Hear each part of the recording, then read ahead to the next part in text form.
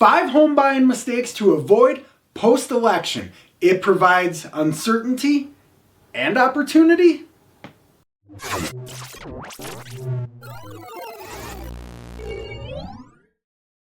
The first thing that we want to talk about is budgeting wisely. I know that seems obvious, but there is a narrative out there right now speaking about mortgage rates coming tumbling down after President Trump takes office. However, that's a lot easier said than done. We would all love it. Trust me, I'm a mortgage guy. So yes, I would love lower interest rates. However, a stronger economy, which is what we're banking on, that doesn't mean lower mortgage rates. There's a lot of factors that go in to how mortgage rates are affected each and every single day. That's something you need to realize. We're not the Fed funds rate, meaning when the Fed says that they're dropping rates or cutting rates, that's not us. We're traded every single day. We pay attention to the bond market and treasuries. Those are our two biggest factors.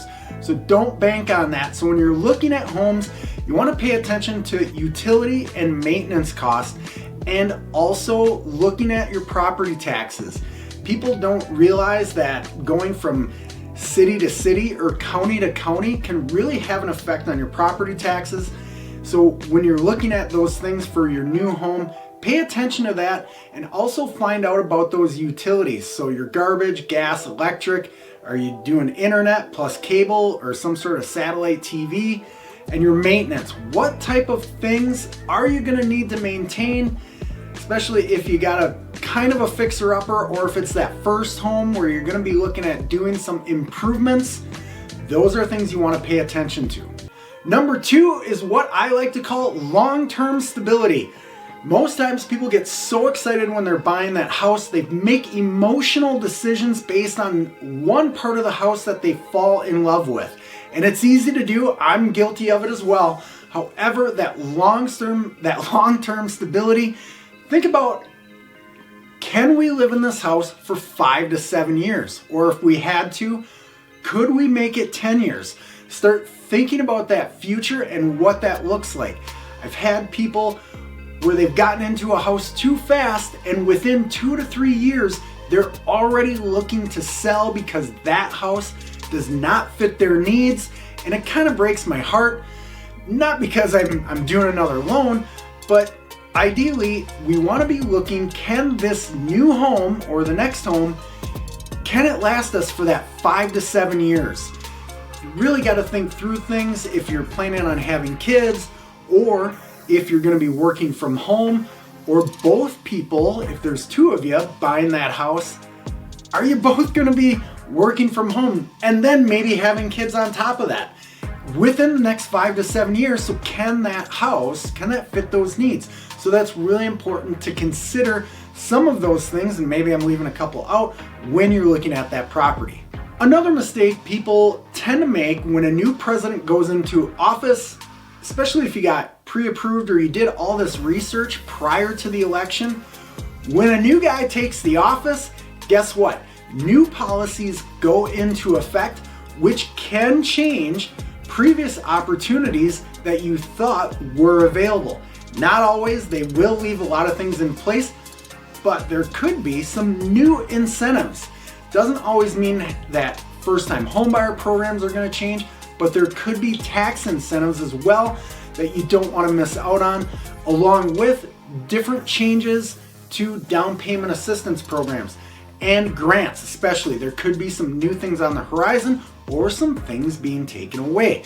So you want to make sure you're doing your own research, or if you're working with a loan officer already, make sure they're staying in tune with what is going to be changing when it comes time for President Trump to take office, because that's really important so you don't get burned or you don't miss out. I got 2 left for you. Give me a quick thumbs up. Helps the algorithm so we can help more people thinking about buying that first home or the next home. Another thing you want to pay attention to is prior to the election, we saw some stagnation, meaning that home sales weren't going very crazy, which is very common whenever we have a presidential election coming up. It's because there's a lot of uncertainty with what's going to happen with new policies, with the economy. All those things get thrown into that, so people are gonna wanna wait. They also, especially this time around, we wanna wait and see what's gonna happen with rates, or the Fed's gonna cut rates again. You know, all this stuff comes into play. Now that the election is done, there's a good chance we're gonna see a pretty strong bounce back into home sales. So what does that mean for you as a buyer? You want to get ready now so you can be ready when new opportunities happen. Here's why. Prior to election, we didn't see, inventory. It took a dump, right? It just nothing for sale. Well, now that we're through the election, you're gonna see, again, those policies that people know about.